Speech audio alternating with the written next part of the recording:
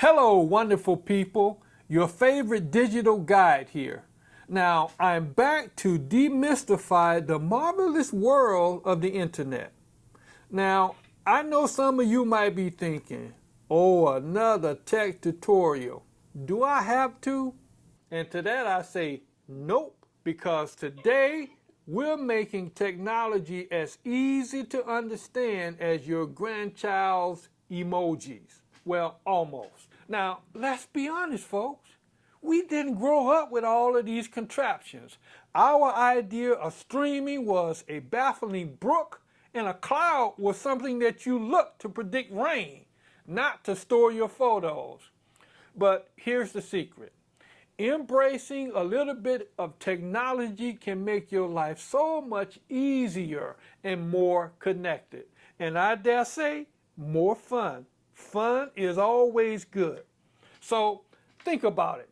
Video calls with the grandkids, ordering groceries without leaving the house, or even finally figuring out what doom scrolling is.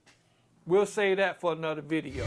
So today we're tackling something super important, online safety. Now I know that sounds about as exciting as balancing your checkbook, but trust me, it's vital.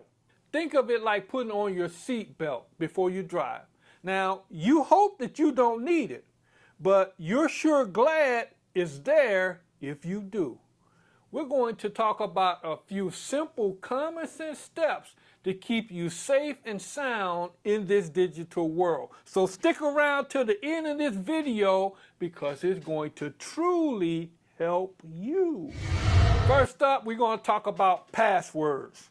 Now these are like the little keys to your digital kingdom. And just like you wouldn't leave your house keys under the doormat with a sign saying keys here, you shouldn't use easy to guess passwords. And here's the trick. Don't use your birthday. Everyone knows that.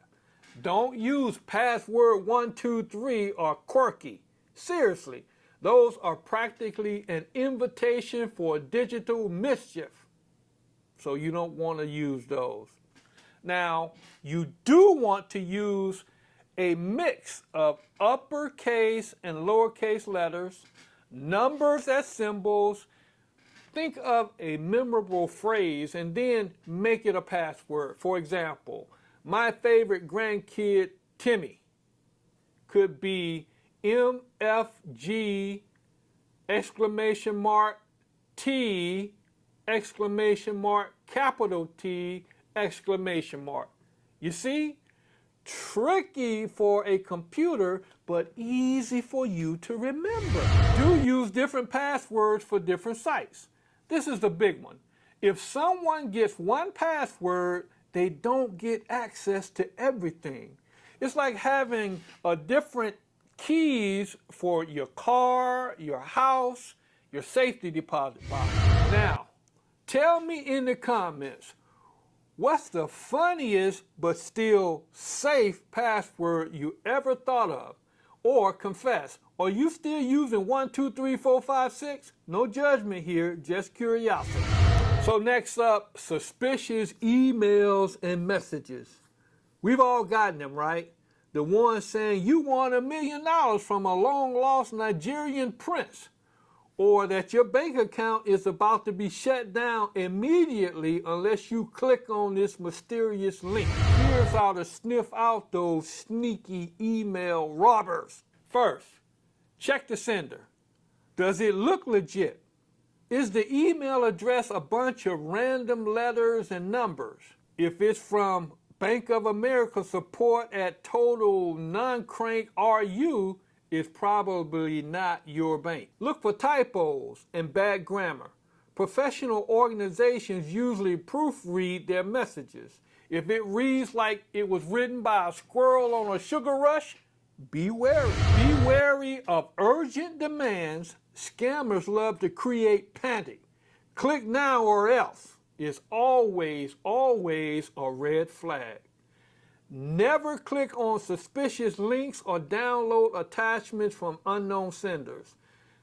Just don't do it.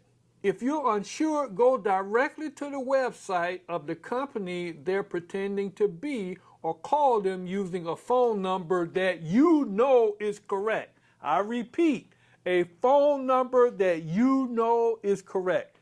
Let me help you to appreciate one quick story. Once someone called me and they sent me one of these messages, and so I wanted to make sure that it was from them. So I went online and I looked up their address, their phone number, and I called. But guess what? It was the same person who sent me that prank number. So you got to make sure that your number is right. And one thing that my mom always says, she says, if it sounds too good to be true, it probably is. And that goes for winning the lottery you never entered. Anyone else get those crazy "you've won" emails? Share your most ridiculous one in the comment below. I'm sure we all want to hear it. Finally, let's talk about the public Wi-Fi. You know, those free connections at the coffee shop, the airport, or hotel. They're convenient, but they are also a bit like a public park. Anyone can walk in. It's just like you opening up your pocket with $1,000 in it and tell someone to reach in there and take all that money out of there. That's exactly what you're putting yourself into when you use public Wi-Fi. So here's the scoop. Avoid doing sensitive things on public Wi-Fi. Don't use your online banking. Don't shop with your credit cards or access anything with personal information while connected to an open, unsecured public Wi-Fi that have that free stuff for you. Stick to general browsing. Check the weather, read the news, or browse funny cat videos. Go for it. But don't do anything that's going to take some money from you and give it to them. You know what I'm saying? Consider also a virtual private network, or what they call a VPN. Now, I know that sounds like something out of a spy movie, but a VPN basically creates a secure encrypted tunnel for your internet traffic. We can dive deeper into that in a future video. But for now, just remember, public Wi-Fi isn't always private. It's public. And there you have it. 3 simple steps to being savvy and safe while you're internet exploring.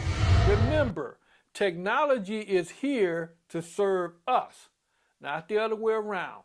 A little bit of knowledge go a long way in keeping you protected and confident online. So also subscribe to the channel. Just click that red button below. It's totally free. It doesn't cost you anything.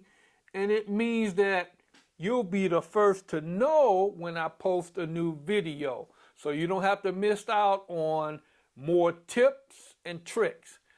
Think of it as subscribing to a fantastic new magazine, but without all of the paper cuts. Now, I'll see you in the next video.